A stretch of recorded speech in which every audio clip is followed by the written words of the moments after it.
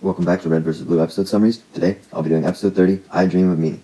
Church and Tex immediately start arguing as Church demands her to give him back his body, with Tex retorting that this wasn't Church's body since she was currently possessing someone, with Church defending that it was his body because he possessed them first. Sheila then stated that she was confused, as she didn't understand that Lopez was possessed, questioning why, from her point of view, he was now suddenly transformed into a woman named Tex instead of a man named Lopez. However, despite stating how strange the situation made her feel, stating she felt like her circuits were crossed, she clarified she liked the feeling, implying she may be bi.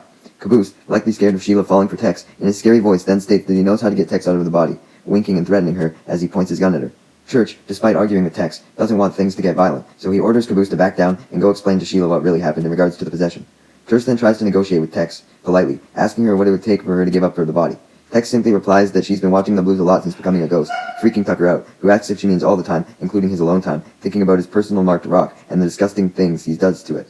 Tex confirms in disappointment, stating Tucker should be very ashamed of himself, with Tucker shamefully retorting with how lonely it is out in Blood Gulch. Tex ignores Tucker as she continues her original statement, stating that while she's been watching them, she's noticed a change in one of them, being Caboose.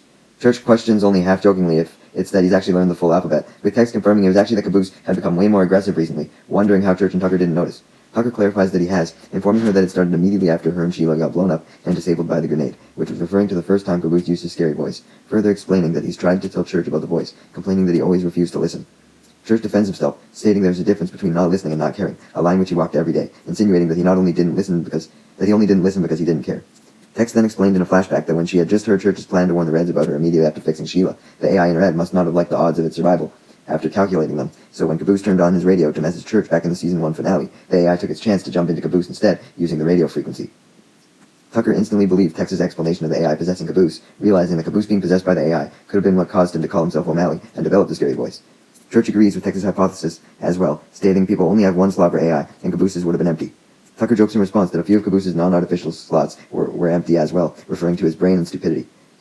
Tex ends her explanation flashback as she bitterly recalls Donut blowing her up before she could figure out what was going on, confirming the next thing that she knew she had become a ghost, and calling Donut a her and a bitch.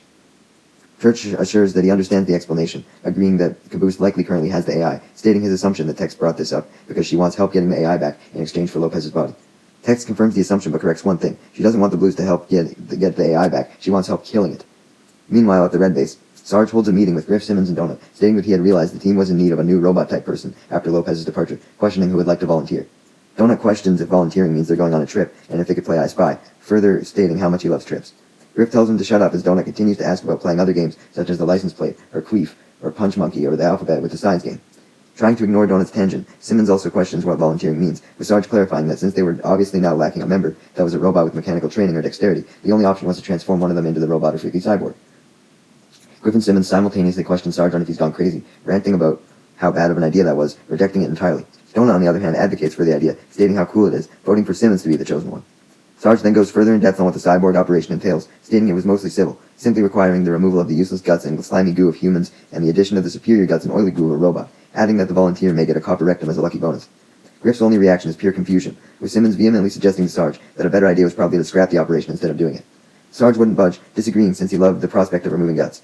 Griff, admitting he hates to agree with Simmons, still obviously agrees with his suggestion of not doing the operation, further suggesting that it would be better to just get Command to send them a normal brand new robot instead. Sarge deeply denies the suggestion, calling Griff a meat sack, reasoning that a new robot could be reprogrammed or brainwashed as easily as Lopez, still assuming that's what happened to him. Sarge clarified that this meant the volunteer had to be someone they could trust, leading Simmons to panic, stating, "Oh fuck me," assuming Sarge was talking about him.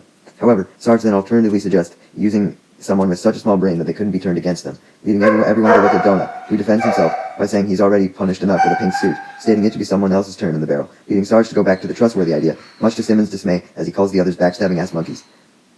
Sarge then requests Griff to get some items for the operation, weirdly requesting 2 quarts of vodka, 8 pounds of Vaseline, and an old tire iron, and the latest issue of Easy Bake Oven for Kids Monthly. Griff replies check to the first 2 items, confirming they have them, that he might have left the 3rd item in the bathroom, and that he'll have to check for the 4th item, with Sarge just hearing Charlotte 10 and assuming they have it. When Griff clarifies what he means, Sarge demands him to start making sense, stating he was in a rush to start gutting the fish, referring to Simmons.